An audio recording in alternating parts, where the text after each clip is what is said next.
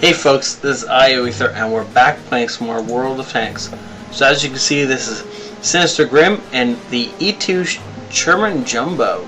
This is a tank I'm not certain if I want to get my hands on, and I haven't... Let's go! I don't know, it just looks too big and slow for me. Haven't played it, don't really know much a whole lot about it. Have played the E8, love the E8. However, as you may or may not notice, SinisterGrimm just bought this thing. It's pretty much stock. I think he said he got the best engine in it, and everything else was pretty much stock, or right next to it. So just because you have a stock tank doesn't mean you have to quit the game. You can still do some serious damage.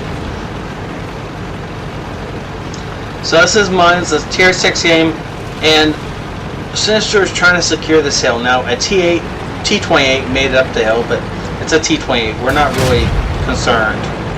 It's not going to do a whole lot from up there. Woot, it might have just done 70 damage. However, now it's in trouble. It's tracked in front of a Sherman Jumbo. There, it can't hurt Sinister, and all it can do is die, which does fairly effectively. Oh, there's also T49 up here. I didn't notice him until just now. He might be a bigger threat, but not if he stays parked right there. Looks like, ooh, somebody's shooting us from behind. But this is the Sherman Jumbo. It's got armor everywhere. And no, you may not kill it. Now there's a lot of chaos on the hill, and we're gonna back in for a second. So most of our team is trying to kill these guys. Nobody's really focused on the guys back here, and Sinister's pushing up the hill to clear the top of the hill. I'm not certain I agree with this. Somebody has to go deal with the guys going down the one line, and the Sherman is one of the best tanks to do that in. However, as we'll watch, Sinister does do a really good job, despite the fact that he is maybe not in the best position for the Jumbo to be in. He definitely knows how to use his tank. Now, in his description it said he had the E8 before this, so I'm going to assume he figured out how to play the E8 and is playing the Jumbo similarly, except more like heavy tank tactics, which seems to be what he's using. Enemy T150 just around this corner. Looks like most of our team is on it, therefore there's no point in Sinister bothering to fight it. Sinister's going to charge back down towards our base and try and, well, defend, because we know there's at least 2 or 3 guys coming up. Sorry, if you look at the map, we can tell there's at least 3 guys coming up that line, maybe more. One of them's a KV-1S. That's going to need to get stopped, and it's going to hurt trying to stop it. Unless, of course, we can get some shots into it and stay invisible. Nope, apparently not. There's KV-1 up there. That's not so much of a threat. It's KV-1. It's got a fast-firing, high-pen gun. It hurts. But against the Sherman Jumbo, it shouldn't hurt too badly. KV-1S, on the other hand, just needs to die. Sinister has found a great location to shoot this guy, because you can see his commander's cupola over this rock. You can just punish this guy. There are 2 K1S's there, isn't there? That's going to hurt. So hopefully they both don't focus on Sinister, and he can take them out one at a time. Now, if you see the way he's angling, he's trying to use side scraping. Oh, beautiful job tracking him, and the K1S fired on the move, which is something you never do in the K1S. And because of that, his tracks come out, swung his gun out of position, and he shot a burn instead of shooting anything helpful. And it looks like the rest of our team helped destroy the other K1S, and now it's just the KV-1. There's a Jackson, and there's 2 more tanks around here somewhere that I don't know where they are.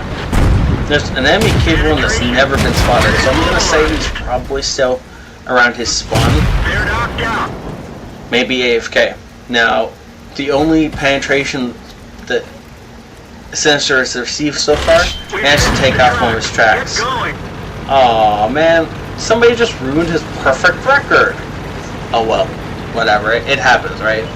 Oh, there's the enemy KB1. He was moving up the field, he was just doing it really stealthily. It's generally something you don't see in a heavy tank,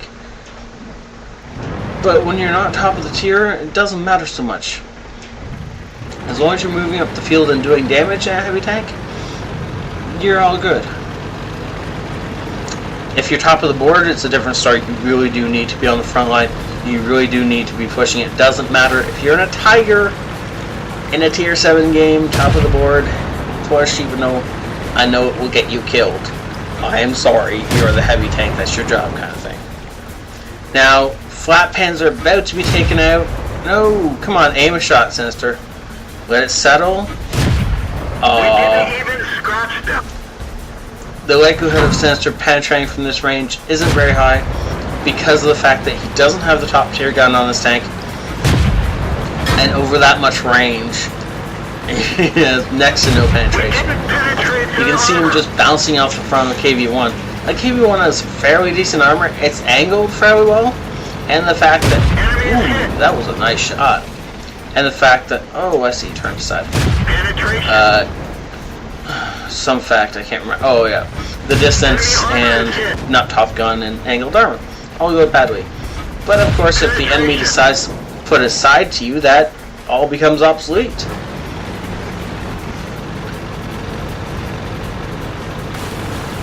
Now, there's a Jackson over there that's probably, yeah, took out the Martyr. We have a Nashorn and a KV-1. And of course, Sinister in his jumbo.